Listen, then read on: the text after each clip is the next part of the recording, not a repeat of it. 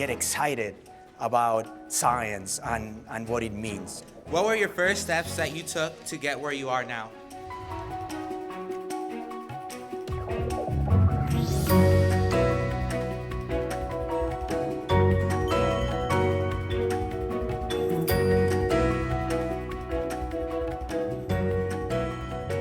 I give a lot of talks. I've given a lot of talks in front of thousands and thousands of people. And I can tell you from my heart that I've never been more excited about a talk than the one I'm giving today. And it's really true. And the reason why I have been so excited and looking forward to this moment is because you are the future. If I can plant the seed of something positive in one of you today, I will be able to affect the future positively. And that's the reason for my great excitement about being here. All right? And remember that you are the future of this country, of this community, of the world. And you will make that future. I was the future once. I was younger, like you are. I went to medical school in Argentina. And then I came to the United States. I thought I was really smart. I thought I was a great student. But I came to the States and, I had to start from scratch because, hey, who knows about, a medical school in Argentina? I had to prove myself again. And that was an incredible lesson in humility. And how did I start? I thought, as I said, I thought I was really smart. I'm sure a lot of you think that you're really smart. But I think that in life, that was a great lesson for me, a lesson of humility. I have to prove it. It doesn't matter what you said you are, you had to prove it. So I started working in the Bronx. I worked in New York. The Bronx is a neighborhood in New York. It was really rough at the time. And I worked there for a year at a hospital that was, it really was like a war zone. So I was, the area was really rough. And I was taking care of a lot of people in that area. And I learned a ton. And then I was able to get to academic places. I went to Minnesota, I went to Cornell, and then I ended up at Duke University, where I was a scientist. I was, more importantly, I was a doctor. I was a doctor of HIV patients. And that was an incredible moment in history because a lot of young people were dying, a lot of them. You cannot imagine today because there's nothing like it. It's, like it's Ebola right now in Africa, which is thankfully dying off. Well, that's the way it was in our country in the late 80s and early 90s. A lot of young people dying. So I say if I had a clinic of 400 patients, I lost about 150 patients a year. So I lost about 3 patients a week. Okay, and these were my friends. These were people I really cared for. All right, and it was an incredible moment in history. I mean, for me, it was a very special moment because there was a limitation. I couldn't do much. We didn't have the tools. But thanks to science, we were able to go back to the basics and understand what was happening. The epidemic started in 1981, and these were young people that were dying of diseases that were very unusual, infections that were very unusual. And we couldn't figure it out. For several years, people didn't know why this was happening. Until 3 to 4 years later, we figured out it was a virus that was causing it. All right, again, science at its best. What's the problem? How are we going to figure it out? All right, and in a very short period of time, we discovered it was a virus. We were able to test blood because what happened at the time is through blood donations, the disease was spreading. And without knowing what was causing it, it was very difficult to screen that blood. Once we figured out it was a virus, then we were able to diagnose the infected, the markers of infection, and we were able to clean up the blood supply. Can you imagine at the time? It was scary. To get a blood transfusion was scary because you didn't know if you were going to get HIV or not. Just imagine the world we lived in. It's difficult for you guys to think that now, only 35 years later, but that's the way it was. And so, a lot of people dying. We figured out it was a virus. And in 1987, so the virus was discovered in 1984. In 1987, we had a drug. That's how fast science worked. All right? And the drug we discovered by testing randomly. And we figured out, we took the virus in a test tube, we put different drugs, and we figured out that one of them worked. We gave it to people. Only 45 patients got the drug, and the FDA approved it because people were dying by lots of them. And so in a very short period of time, we discovered a drug. Within 10 years, in 1996, we figured out that one drug alone wasn't enough because the virus was able to work its way around them, what we call drug resistance. We are seeing the same effects in cancer now. We needed more than one drug. We needed a combination of drugs. By 1996, we had built a combination, and I remember vividly, I had a patient that came in, was about to die, and people, but this was in, this is how I remember, this was say March 1st of 1996, and the drug had been approved February 15th of 1996, but people didn't know about it yet. I mean, they didn't know how to use them, they didn't know how to change expectations, and in that moment, I said, I'm going to treat this patient, I'm going to make this patient better. And people look at me and say, you're crazy, let the poor guy die. I mean, like, you know, people die of HIV. And I said, no, now it's different. Science has allowed us to think differently and to do things differently. And 45 days later, he walked out of the hospital. I never remember as an experience of the impact that science can have. You know, it's kind of like, it's kind of scary because it makes you feel omnipotent in a way, because like, wow, all of a sudden somebody who was dying, I was able to make them live. And if they had ended in another doctor that day, they would have died. Okay, if I had ended in 99% of people that wasn't really aware of what was going on, the latest news, the latest scientific news, the latest science, he would have died because they didn't know. All right? But I think this tells you, I mean, I tell you this story, and then from then on, I went on to work in the industry and develop 5 drugs that were quite an improvement over the ones we had. And then HIV today is a disease where it's the same as having diabetes. You take a drug and you can live to be 85. You will die with HIV, but you will not die of HIV. All right, we made it into a chronic illness.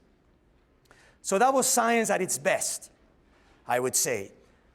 If you think about it, there's 2 types of science. One science is about learning the truth about reality. And there's another science that is about how do we apply that learning to solving a problem. Okay, that's applied science. One is done in academic settings mostly, which is about discovering the truth. All right, what is behind the observations we make? All right, and the other one is about, here's a problem, how I'm going to solve it. Right? It's 2 different ways to think about science. I work for a large company. It's the 6th largest company in the world, and we have a wonderful facility here that a lot of your friends and colleagues visited with last week. I'm Diego. Hi. Diego? Yeah. Me too. You're Diego. Oh my God, the first Diego I meet in San Diego. Annika. Annika? Yeah. Hi, nice to meet you. There we are in the process of discovering drugs, so meaning what are the problems? We think about diseases and we think about unmet medical needs, problems that don't have a solution today, and we try to figure out how we're going to fix them. I have to tell you, there's very few things as fun in life as when you make an observation and you believe that you're the first person ever to observe that. Okay, when you're in the lab and you say, holy cow, look at that. So that's how it may happen. And you start understanding reality, it's exhilarating. It's absolutely, you walk on water in those moments. You know, being a doctor, I have been on the side of thinking of science as a tool, using science to help people, and I've been on the side also of trying to figure out how to develop those tools. Just think that until 1620, all right, that's about 400 years ago, most people still thought that the sun went around the earth. Most people thought that the stars went around the earth. Just think of that, only 400 years ago. It seems obvious to you that that cannot be possible, all right? But people didn't have the tools to have a different way of thinking. And that different way of thinking is, I would say, is epitomized by the question, how do you know? How do you know something? Prove it to me. All right? It cannot be because I said so. It cannot be because a book says so. It has to be like, prove it to me. You have to prove it to me in a way that everybody can agree that there's evidence there that that is reality. All right? And that's the language of science. That's what science is about. Okay, that's why we live in an incredible time in history. We're very fortunate. It seems obvious to us so many things. I always think, okay, how somebody in 1245, what did they understand about reality? Just imagine, they didn't have the tools. That's why those societies, they were born and died in the same place, the same culture, the same society. There may have been a war here, a war there that displaced them, you know, but essentially what they understood about the world was exactly the same. They were born and died in the same world. Think about that. Just think about like the world you were born in somewhere between 1996 and 2000, and the world we live in today. Think how different it is. Okay? The iPhone or, you know, smartphones didn't exist until 2008. Before that, they didn't exist. That's how much the world has changed in 6 years. And it has changed so much. Why has it changed so much? Science has a huge part in that. All right? Because science enables us to understand the world and to, through that understanding, create solutions to human problems. One could be people that are dying of HIV. The other one could be an area that has, you know, no access to energy.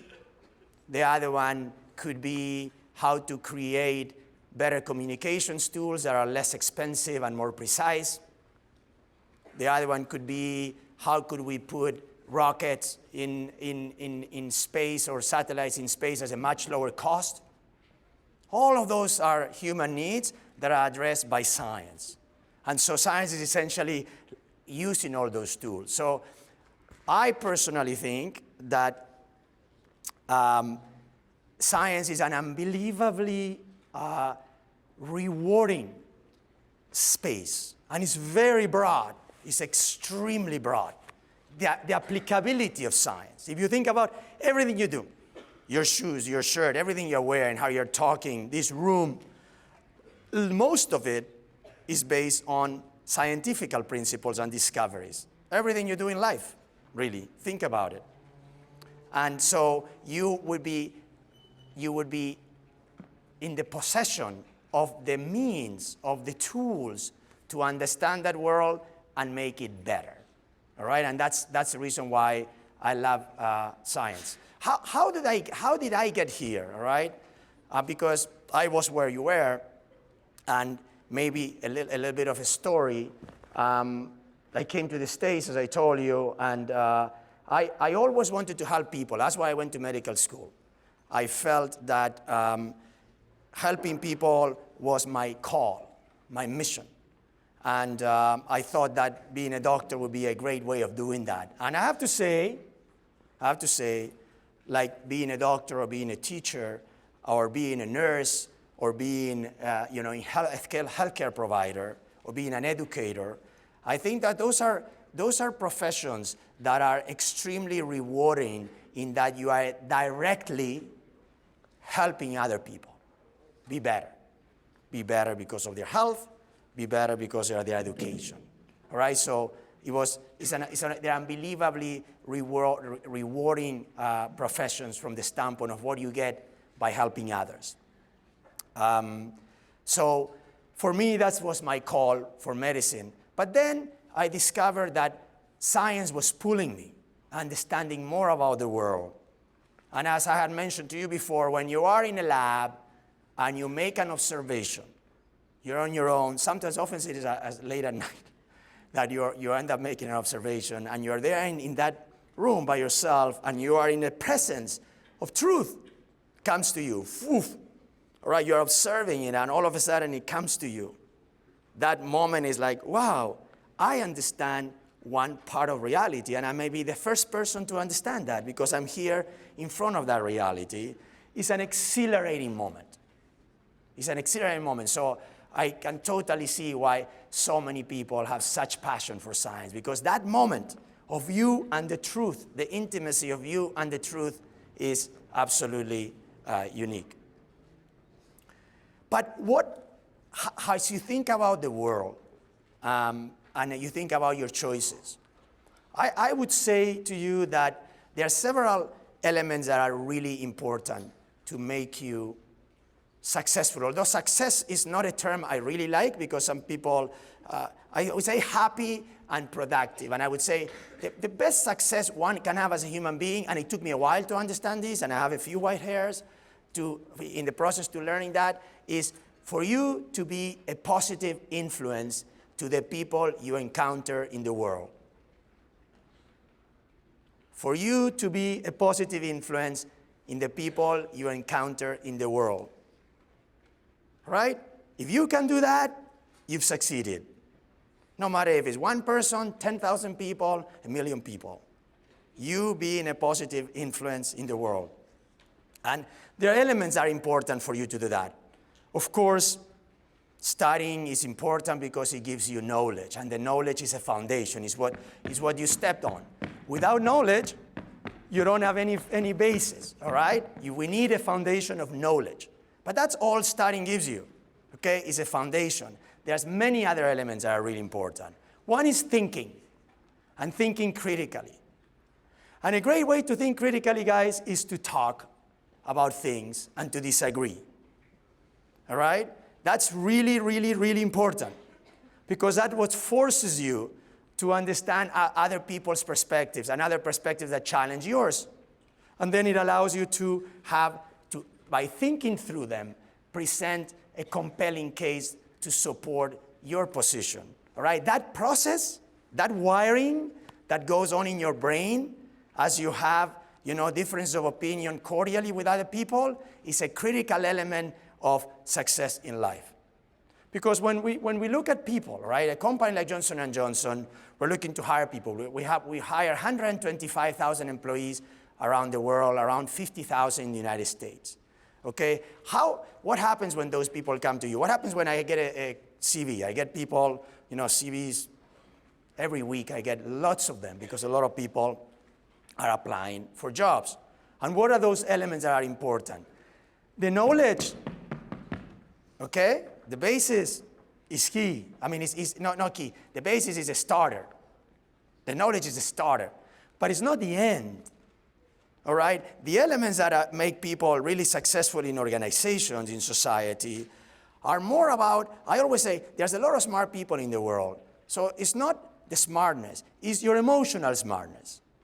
Okay? That I would say, and I talk to my kids about that a lot, is your emotional smartness. Okay? First of all, a smile. Okay? You're positive. You're a positive influence in the world. It's always a smile. You look at somebody in the eyes, okay? Don't underestimate those elements. They're huge in an interaction with other human beings, all right? The capacity to deal with conflict respectfully.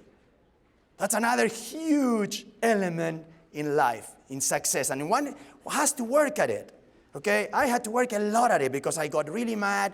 And I was not able to kind of like control myself and be in control and be able to express things the way I really felt them. That's what happens when one loses control. If I lose control, I'm not in control. What do you lose control? You lose control of yourself. There's no more vulnerable situation you could possibly in than when you lose control of yourself. All right? So that for me was a big learning. Diego, you have to be in control of yourself. Okay, that was mastering yourself. That's a huge skill for success in life, to be impactful. Because we're going to disagree with other people all the time. It's a given. Okay, how could we, if we all thought the same, we wouldn't go anywhere. But how can we make of those disagreements something that builds humanity? Builds the knowledge of humanity, makes us impactful, all right, is by being able to master interactions in conflict and make of that conflict something that actually adds and doesn't detract. That, guys, is huge. It's huge. You may not understand it right now, but someday you will. And I'm telling you, it's a huge skill. So as you think about your choices, as you think about the life you want to lead, another important element is, what do you have fun doing? Okay, because I always say everything has to be fun. If it's not fun, it's not going to work in the long run. You really have to enjoy it. Okay, and so you have to ask yourself, what do I really enjoy? What are those things that make me have fun? And whatever you do, try to do it by having fun. That doesn't mean that you don't work incredibly hard. Okay, you can have fun and work incredibly hard. They are not contradictory, those statements. But you really have to do things that you have fun doing. The other element that is important is about, as I said, it's about trying to always be a positive influence on others. All right, and that's something that, again, I have, you could say that I am successful if you look at my curriculum, okay? But that's nothing. Where I am right now, and I look at my life, that is not really why I see myself and I'm happy with who I have become. That really is not that important. What's more important is the positive influence I have in the world, the positive influence I have on people with whom I interact. Okay, at the end of the day, that is going to be how you're going to judge yourself. Okay, and that is going to be super important. Can we give hands to Dr. Miralles?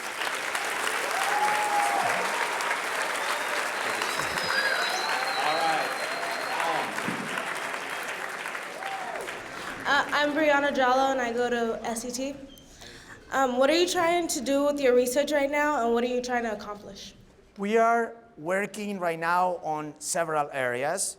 We're working on several different diseases that we picked, to try to address.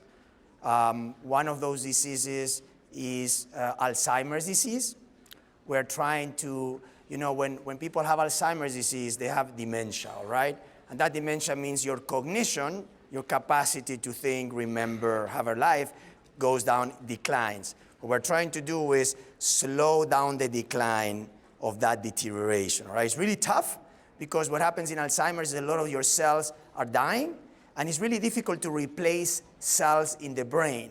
So the only way it can work in Alzheimer's disease is if we can prevent those cells from dying, because once they die, it's very difficult for them to come back. So the problem is that people are developing the loss of cells long before they start having dementia. So how do you find them early enough so you can start preventing the loss of those cells? That's kind of like the big questions we're trying to answer today. Not only have the drugs, but also be able to detect those patients early enough so you can prevent the loss of cells. We are trying to cure diseases like hepatitis C. Hepatitis C is a virus that affects your liver and causes an inflammation, and sometimes it can cause cancer. We're trying to find drugs to take care of that. We're trying to find drugs to treat diseases like cancer. And cancer, again, cancer is 1,000 diseases. We call it cancer, but now that we have discovered the genetic elements that determine cancer, we can look at the cells and we know that it's 1,000 diseases. So we're trying to figure out each one of these diseases at a time so we can improve the survival in the patients that have cancer. Thank you. You're welcome. Thank you for the question.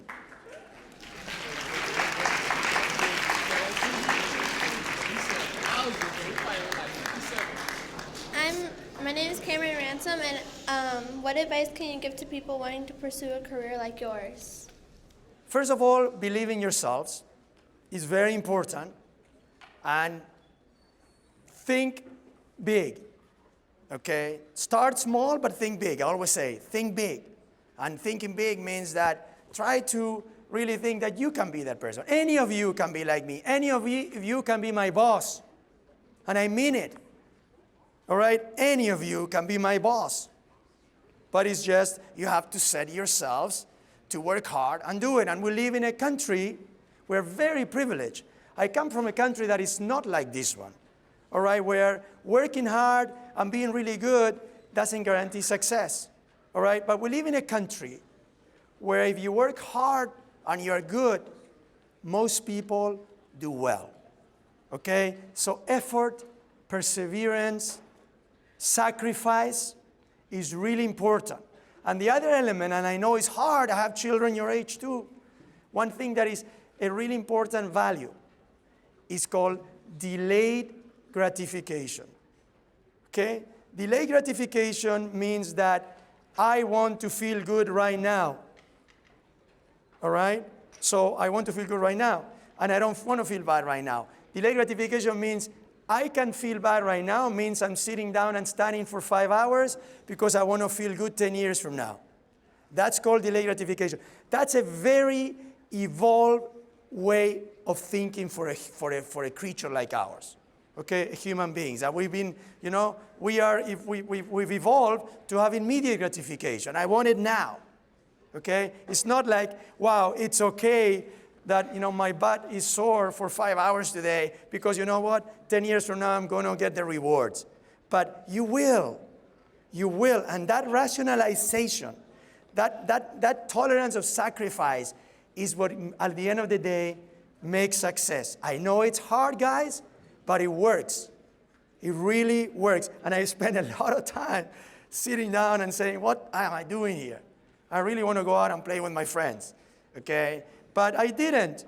And I remember, they used to call, ring the bell, you want to come to the pool with us? And you want to, no, I have to study for an exam. And I remember thinking, what an idiot I am. These guys are having fun.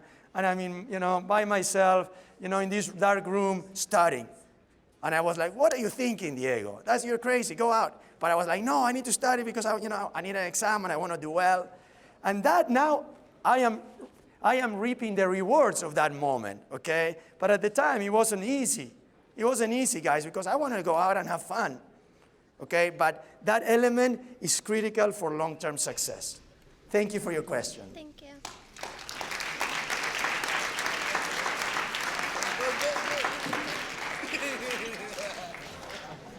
So my question is, sir, how close are you actually to finding the total cure of HIV or AIDS? Total cure for HIV/AIDS. I've been hearing this question for a long time. I would say practically HIV in the developed world, where people have access to medications, I would say practically for me is cure in that it's not that it is gone from your body, but you can lead a normal life, a completely normal life. You can have children, you can, you know, do whatever you want, you can exercise, you can eat whatever you want, and you will die of something else, of other causes, all right? So I would say from a practical perspective, that's pretty good. Curing would mean that you have the infection and it's gone. Okay, for example, you cannot cure diabetes today, all right? Diabetes is something you always have to be watching your diet. You always have to be, watch what you eat and take medications until the day you die. HIV is very much like that today. To cure HIV would mean to eradicate it. Means that it's not in your body anymore. So if you take the medication, it goes away. It's complicated for several biologic reasons that we understand really well. The virus is in the cells dormant, and it doesn't come up, and it could stay there for decades. So we are trying to sort out by which mechanisms we can identify those few cells in which the virus is sleeping and see whether we can get rid of them. It's a complicated technical problem. I think someday we will, but I think effectively today in people that have access to medication, the situation is pretty good.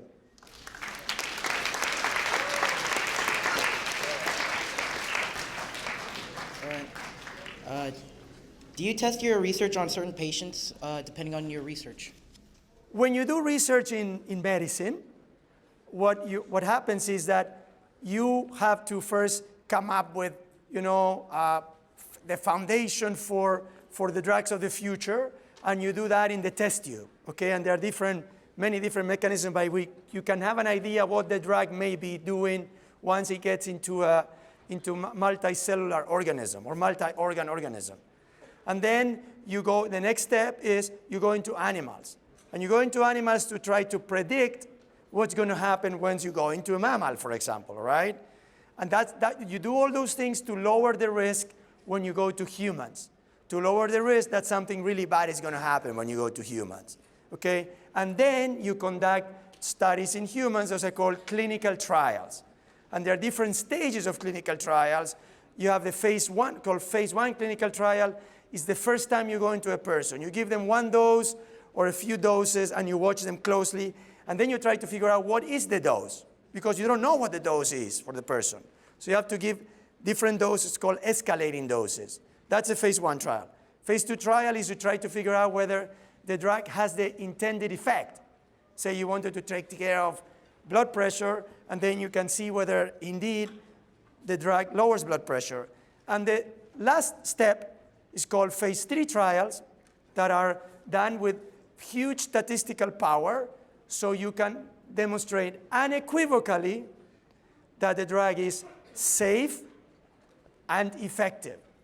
Okay, once you do that in large trials with, where the observations, for those of you that are doing statistics, the observations, you can derive from the observation that are most likely not due to chance, then that drug can get approved to be marketed and sold. Okay, in this country, the entity that governs that process is called the FDA. So every drug that is in the market today, every drug you take, you go to the store, get Tylenol or whatever you get, or prescription, no prescription, in order to be there for you to take it, it has gone through the process, the approval process by the FDA to be able to sell that drug. Okay? That's how you get there. Thank you for your question. Thank you.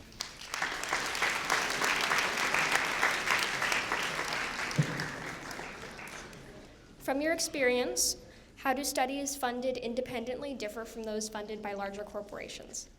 The studies different from those done by independent corporations, is that what you're saying? So having an experimental study that's funded privately and independently Good versus... question. Good question. Obviously, we all have a conflict of interest, okay? Conflict of interest is we're humans. We have a subjective perspective. Every one of them has a subjective perspective. There's no such a thing as an objective perspective coming from a human being because we're human, all right? So we have conflicts of interest. It's our perspective. We are looking at things from one perspective. Each of us has a different perspective because of where we're sitting or who we are.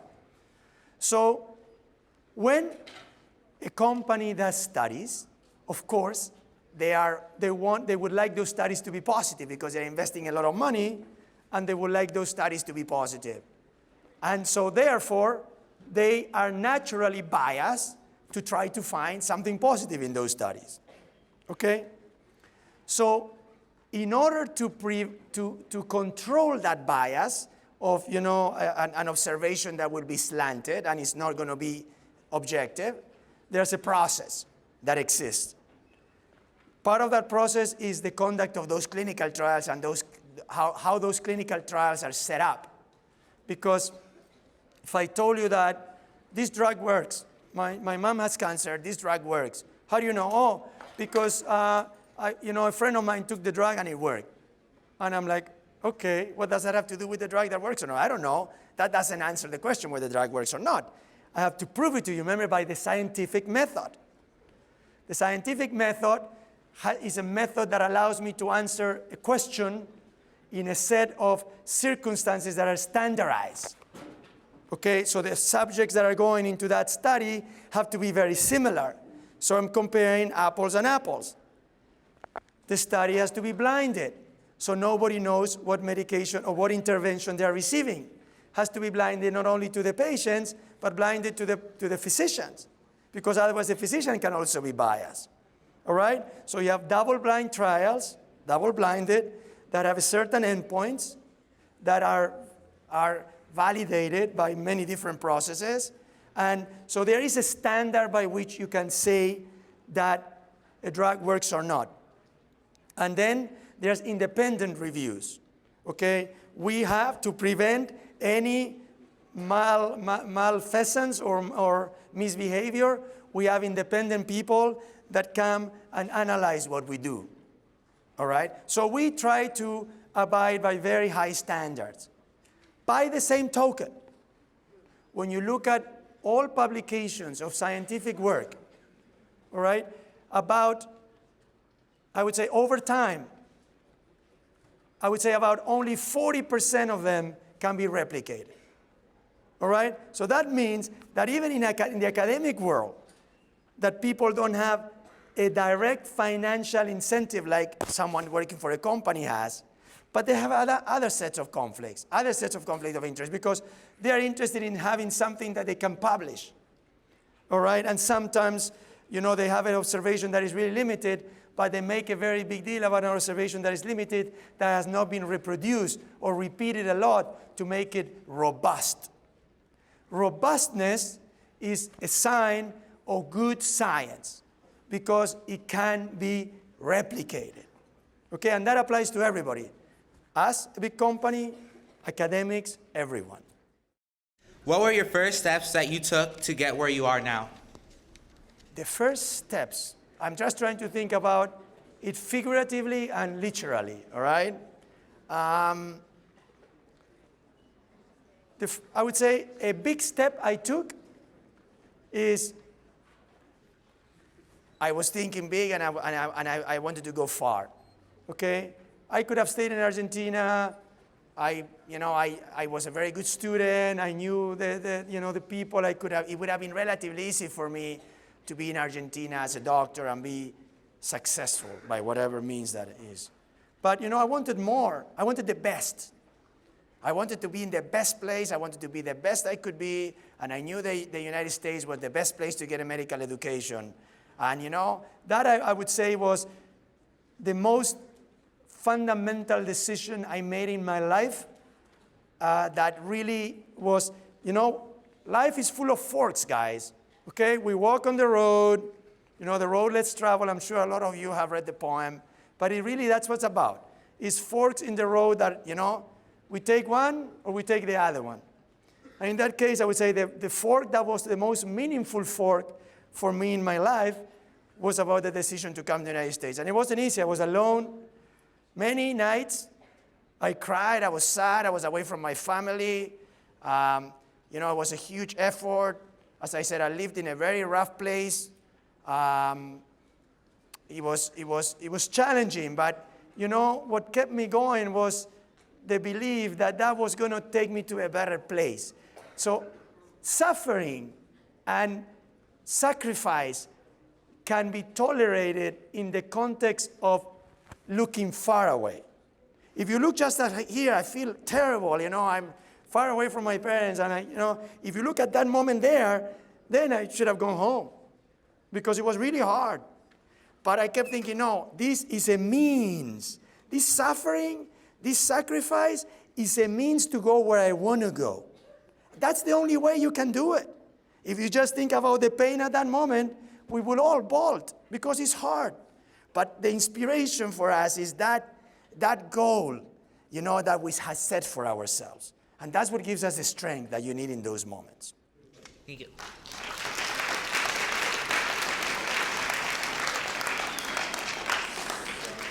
All right, so my question is, what's the possibility of an HIV vaccine?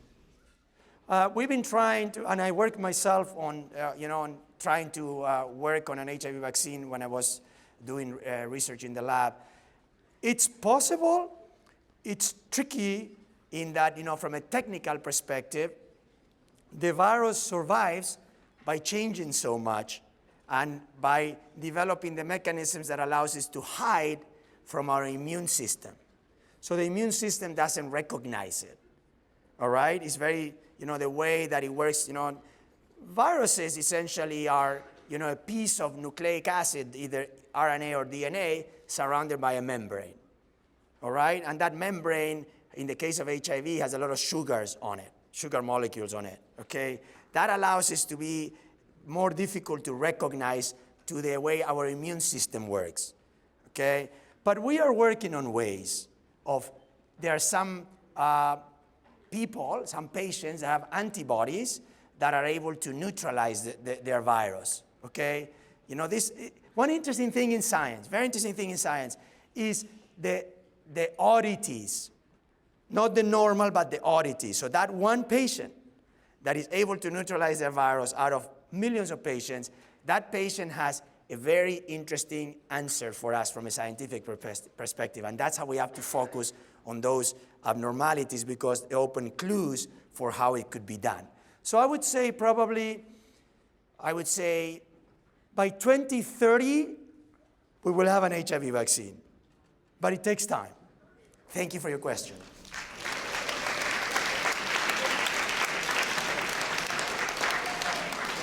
What are your advice for people who lack self-confidence? But clearly, if you lack self-confidence, you did great, all right? So you did asking the question. So thank you. Thank you for your question. What is my advice for people that lack self-confidence? Self-confidence, as the word implies, is your emotion. It's an emotion, okay? We are emotional beings. No matter how much we want to rationalize, you know, we are emotional beings, and we cannot downplay the enormous impact our emotions play in who we are. It's very important that we understand our emotions, all right? I think that a first step in somebody that has low self-confidence is understanding that one has low self-confidence. Okay, that in itself is something important. It's not that you are going to be a failure or a loser. It's that you have low self-confidence. Okay, that's a huge step. The second one is to be surrounded by people that make you feel positive. Okay, that's really important. Really important. People that support you. People that make you feel good. People that make you feel good about yourself. That's part of a healthy response to lack of self-confidence, okay? Because it's hard that you can do it yourself. Self-confidence is part of your own perception of yourself and what you project on others as seeing you, okay? They think I'm a loser, but that's you thinking that you're a loser, all right? It's not them necessarily. So I would say that a reflection about yourself. I also think that, you know, again, this is my own perspective, is cultural, this issue, but I really think counseling is a wonderful, wonderful tool. I resorted to it many times in my life. It's a great way of learning how to think about yourselves from a perspective that is helpful, you know, and unemotional. So I think, again, many times in my life, I have resorted to counseling to resolve some of those emotional issues that we are affected by, okay? So I think good company, being surrounded by the right people, understand why that you feel that way, and then seek additional support, maybe some professional support that can help us get over it.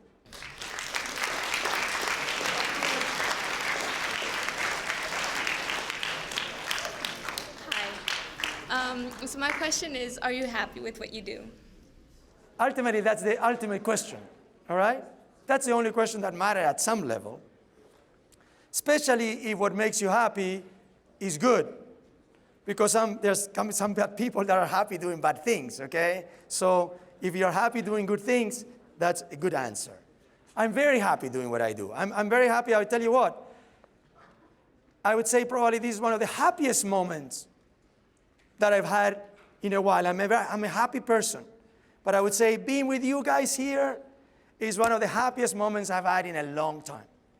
Because to hear your questions, your thoughts, the fact that I can be a little bit of an influence to you, a positive influence to you, makes me extremely, extremely happy. And I have to say, for me in life, I'm at a point, you know, I was always about professional success, going up, going up, going up, you know? And I have. But that's not where happiness is. That's external. Happiness is internal. You know, it's how do I feel about myself and the life and the world I live in, you know? It's about that emotion, it's something very personal. And I have to say, the reason why I said what I said earlier about being positive, a positive influence to others, is because that's where I am today in my understanding of what life is about. When I was 18 and I wanted to, you know, come to the States and be a great doctor, be a great scientist, I wanted to be a Nobel Prize, okay? That was okay because it gave me the energy to do all those things. But from my perspective now, after I've achieved all that external stuff, at the end of the day, it really doesn't matter. You know, the day I die, I don't want to die and say, okay, he was ahead of the side, or he was great in Johnson & Johnson. That one will not be that important. All I want people to say is, he was a good guy. That's it. If people say he was a good guy, I will be so happy. You know, and that's kind of like where I am today. I am like, what really matters is how we positively influence other human beings that come in our path. And that, to me, lately has become kind of the secret of happiness. And that's why I'm very happy. Thank you.